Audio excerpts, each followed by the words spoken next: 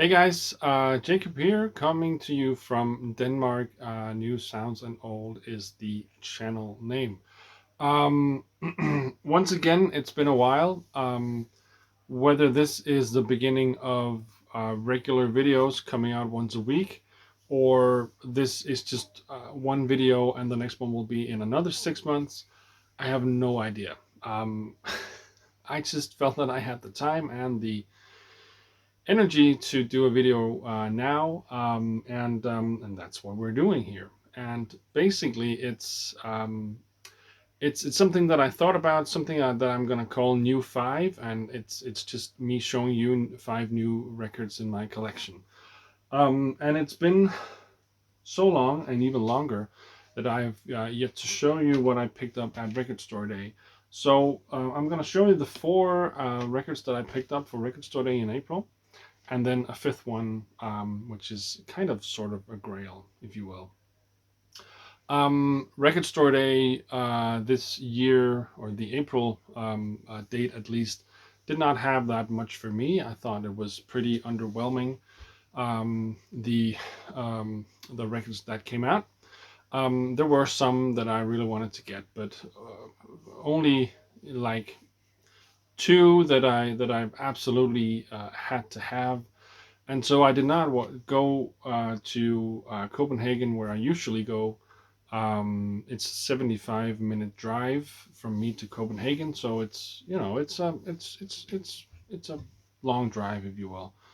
Um, I didn't really want to go into uh, into Copenhagen and get up in the wee hours of the morning and stand in line for just two albums, because the same two albums I knew that a more local store would be having, and I knew that I could sleep in a little longer, and also on the same night I had a concert that I had to go to in Copenhagen. So driving in to Copenhagen very early in the morning, driving home, and then going back to Copenhagen for a concert, yeah, that was not an option for me. So I went to a somewhat local store and picked up the two most important records for me. And the first one was the Madonna "Who's That Girl" Super Club Mix 12-inch reissue. I think that this. I'm not sure that these five tracks on this 12-inch single here, or EP, if you will, were ever released like this all together. I don't think that they were. But I'm sure that I have some of these mixes on other records. So it features "Who's That Girl," obviously, the title track from the soundtrack of the movie "Who's That Girl," came out in '86. And it has "Who's That Girl" in two versions, an extended version and a dub version. Sorry, there are two cats running around my feet right now. Um, and then it has the song "Causing a Commotion," which is also featured on the "Who's That Girl" soundtrack in three different versions: a movie house mix, a silver screen mix, and a dub version.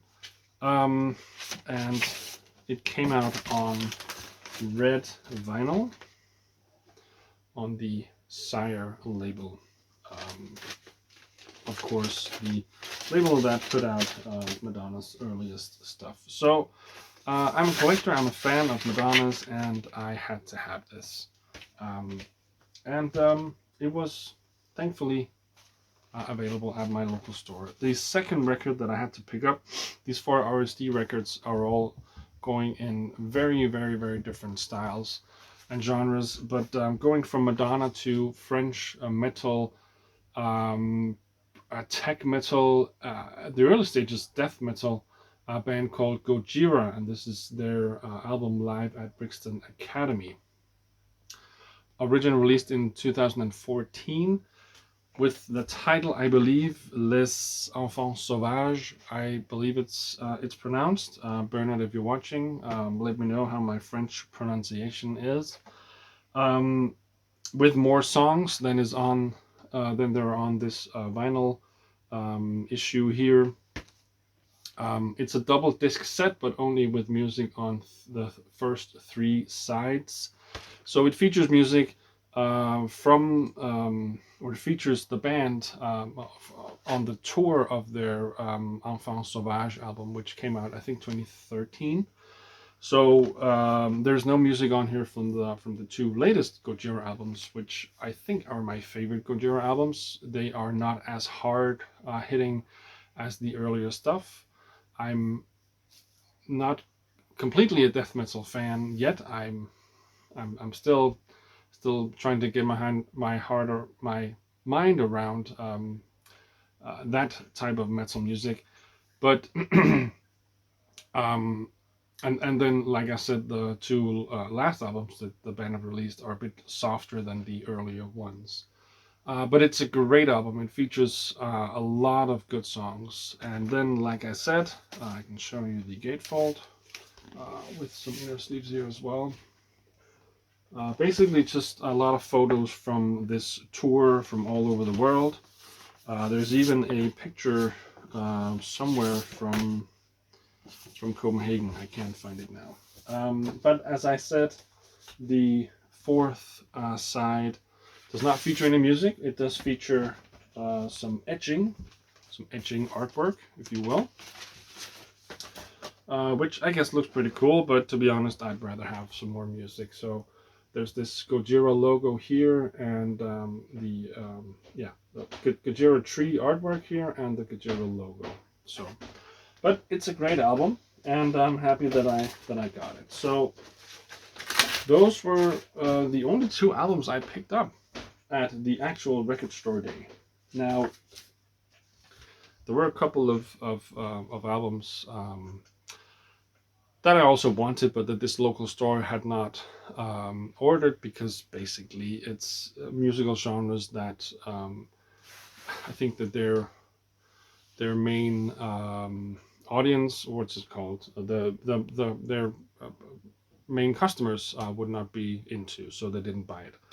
So I actually got these two from my store in Copenhagen that I would normally go to for Record Store Day. And first of all is this album, Light as a Feather, from a Brazilian jazz, funk, samba, MPB, Brazilian style music band Azimuth. This was originally released in 1979, and this is then a 2022 Record Store Day edition, and it is on sky blue vinyl. And I think that it also has some sort of marble effect. I'm not sure that it will show on this video here. Maybe it will. This is a great album. It is very jazzy, but there's a lot of, obviously with the band hailing from Brazil, a lot of traditional Brazilian genres also featured here. The track you may know from Azimuth is Jazz Carnival. It is the first song on side B on this album here, and that is just a 7, 8, 9 minute party. It basically feels like you're at a carnival, and in a jazzy way. So yeah, I had to pick this up. This is out on Far Out Recordings. I think it's a British label. And the fourth and final Record Store Day album I picked up is this compilation here. It must be from Lebanese singer Fayrouz, and the album called Back to Baalbek. Baalbek, I believe, is the city or the area that Fayrouz stems from. She is without a doubt the biggest singer to come out of Lebanon. She's still alive. She's 84 or 85 years old, I believe now. I don't think that she performs anymore or records anymore. But there are a lot of albums, obviously. Many of them not easy to find, at least in original pressings. There are some labels out there reissuing some late 50s, then 60s and 70s albums from Fayrouz. There's a French label, I forget the name of the label now. They've been reissuing some of Fayrouz's late 70s and early 80s stuff, where she's more into, well, not disco, but I guess in a way, kind of disco inspired Lebanese music, and it's great. But this is more traditional um, Lebanese music with traditional orchestra and with her incredible singing as well. And there was a fun thing about this release. Let me just see if I can find it, because the labels on this record all say that they are supposed to be played at 33 RPM. This is out on Deviation Records, by the way. So the labels all say that they are to be played at 33 RPM. I put on the record, put the needle on the record, and it just sounded weird.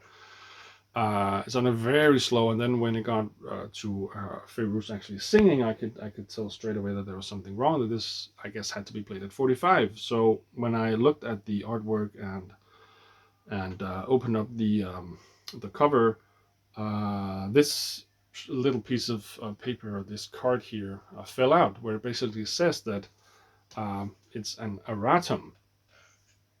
So in order to provide you with the best audio quality and to optimize the sound volume, this double album has been cut and pressed in 45 RPM. Be sure to set your turntable to this playback speed turntable. We are sorry for this graphic error. Thank you for your confidence and good listening. Thought that was a pretty cool way of letting people know that, oh, by the way, this is not a 33, this is a 45. We know that the labels say otherwise, but we had to change that to give you, I guess their argument is to give the listener a better experience. Obviously, maybe the songs would have had to been crammed onto one disc, and had it been 33 RPM, because there's not really that much music on the four sides. They could have easily done a three sides, I think. But maybe their plan was to just do a one album set and then a 33 RPM, and then maybe there was just too much music on each side. So yeah, anyways, the music sounds great, and I don't really care about 33 or 45 RPM as long as the music's good. So those were the 4 Record Store Day albums that I picked up. And the last of the 5 records that I'm going to show you for my new 5 segment here is a cool set here. So on Record Store Day, as I said, I had a concert to go to in Copenhagen on that night, Saturday, the 23rd of April. Because on that night, one of my favorite bands, Tool, started the European leg of their current tour for their Fear Inoculum album. So Tool's Fear Inoculum album, as you may know, came out in 2019. I got the CD when it came out, because it only came out as a CD album back then. I don't have it with me right now. It's in the next room where most of my CDs are. But yeah, it was, being into vinyl, being into records, for the album to only be released as a CD was pretty annoying. And further to that, there was the price of the CD. Now, I do recall some Americans being unhappy with this Tool CD. I have to say that it came with a beautiful artwork. It was a 1 CD album, even though there's just around 80 minutes of music on the actual CD, and it still sounds great. But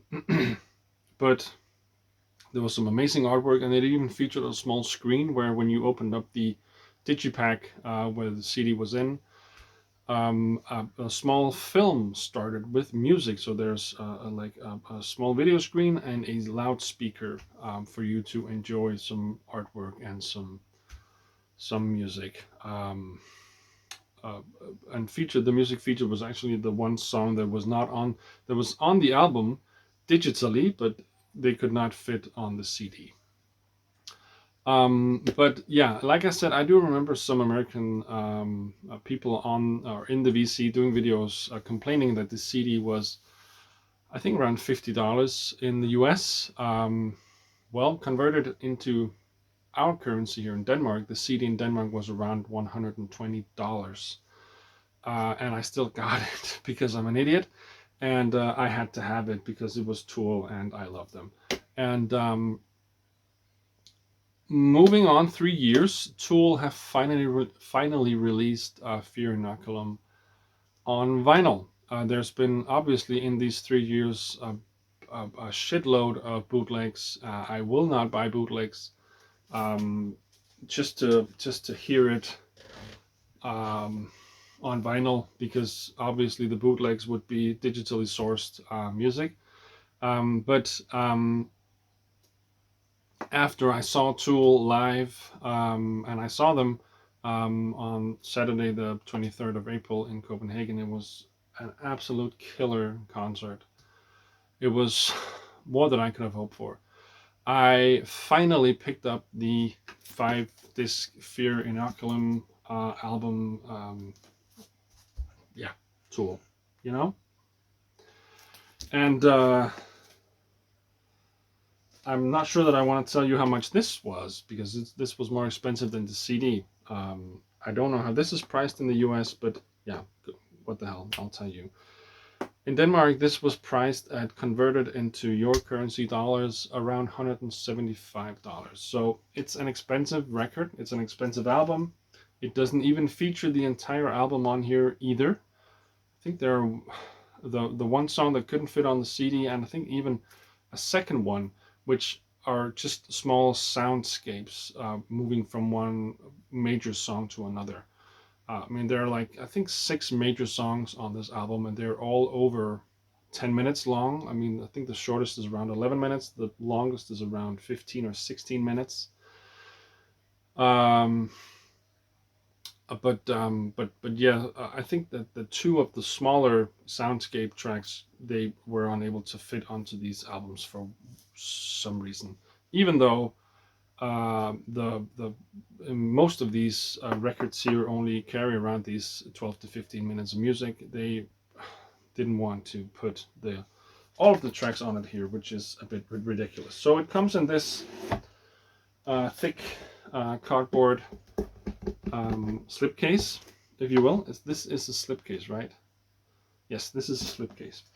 I used to work in the business, you know. And then the box looks like this. There's a lot of glare because this is a silver foil with some artwork on it. And then it just opens up as a book. And it has the first page here is a cardboard with some cutouts in the cardboard here. And there's some standard Tool weird artwork with a bald man with 100 eyes and so on. There's some pictures of the band and all 4 guys here. Danny Carey, obviously. Justin, I forget his last name. Justin Brown. No, not Justin Brown. Justin something. Maynard James Keenan, and Adam Jones, the guitarist. And then some more Tool artwork. And then eventually you get to these 5 pockets here, which, or rather who, then, or no, which, then all of them contain 1 disc, and I'll pull out 1 disc for you, just to show you how they've done this, because like the Gojira album I showed you earlier, I mean, this could have easily been a 3-disc set also. They chose to put it out as a 5-disc set, and just have music on one side, and then some etched artwork on the other side. So this is the same for all 5 records in this box set. It's somewhat annoying, but I guess that this is the way that they wanted to do this box set, and they have said that they will at one point release a normal 3-disc version of this album. That wasn't right.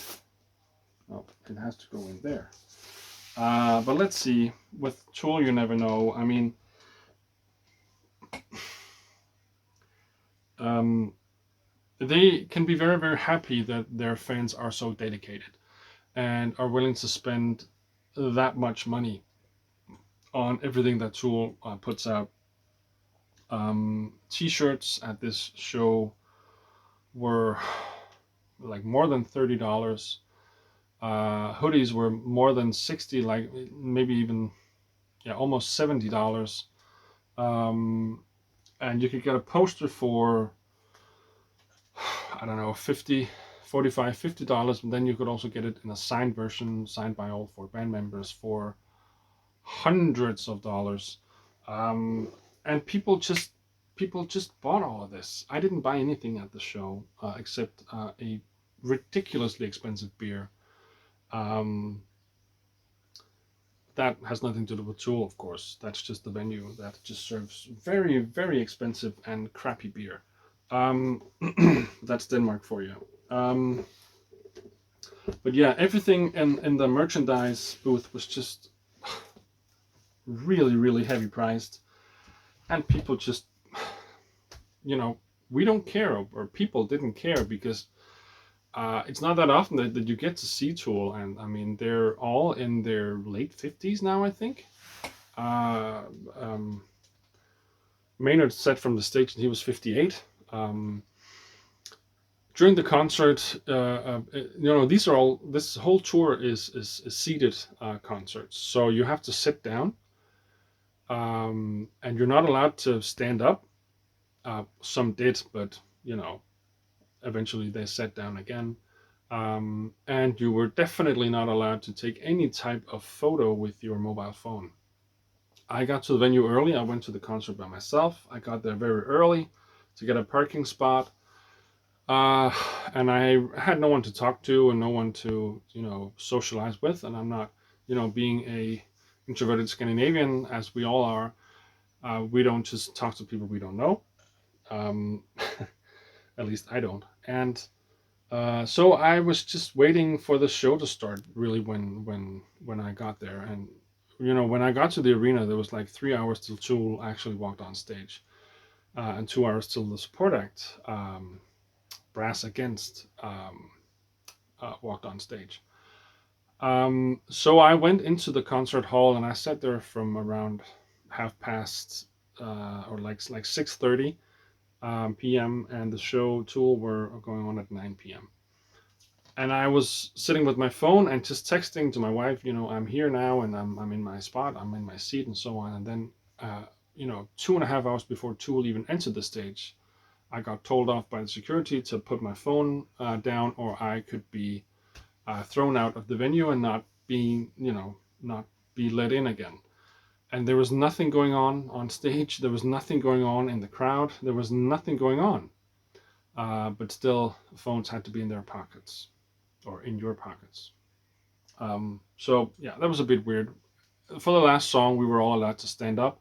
We were allowed to take out our phones and do pictures or video and so on. But it worked well with the seated concert, and it actually worked well with the mobile phones not being up in the air during the concert. But I mean, 2.5 hours before the show starts, who gives a friggin' frick if you take a picture or not? Anyways, great show. And I'm happy to see them. This was my second Tool show. They don't come around here that often. So yeah, it was all in all a great day. So those were the new 5 records I wanted to show you, and I hope you're all doing well. And maybe one day within the next 6 months, I'll do another video. Who knows? I sure as hell don't. Take care.